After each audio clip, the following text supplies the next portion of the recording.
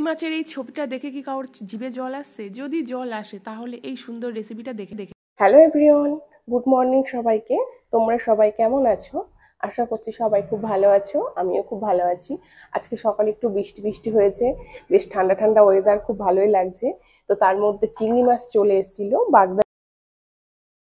দেখছো চিংড়ি মাছগুলো বেশ বড় বড় আছে, কিন্তু এইগুলো দিয়ে কি হবে বলো তো? সেটা তো তোমাদেরকে আমি পরে বলবো। এটা দিয়ে কি হবে? এটা দিয়ে হবে, তোমরাই গেস করো কি হবে। তো চলো আমি এবার এই চিংড়ি মাছগুলো কেটে নিই। ঠান্ডা ঠান্ডা ওয়েদারে বেশ ভালো ভালো খাবার খেতে খুব ভালোই লাগে।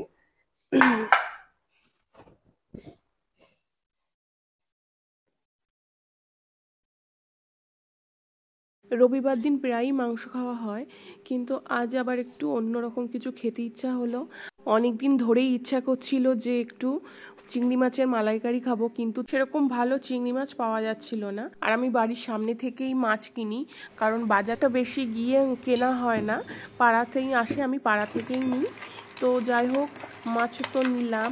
তো আজকে রবিবার, আর রবিবার মানে একটু ভালো মন্দ কিছু খেতে হবে।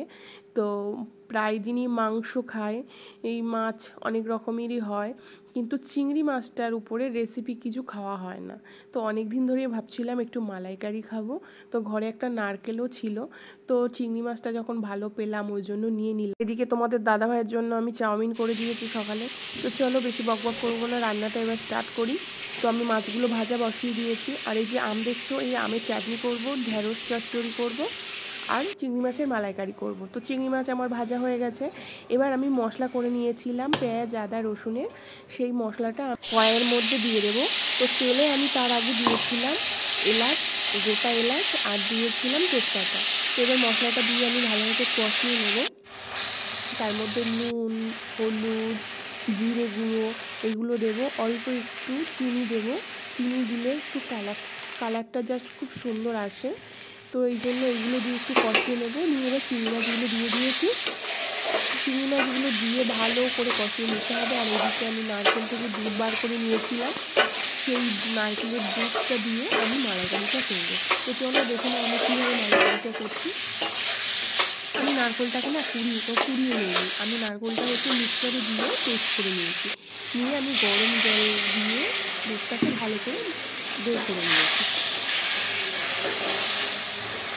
তো এবার আমি অল্প করে দুধ দিয়ে এবার আমি এগুলোকে কষাচ্ছি। খুব সুন্দর স্মেল বেরোচ্ছিল, জানো তো। তো এবার আমার দুধটা দেওয়া হয়ে গেছে। তো চলো এবার এগুলো আস্তে আস্তে ফুটতে লাগুক। তারপরে আমি নামানোর আগে ঘি আর গরম মশলা দিয়ে নামিয়ে নেব।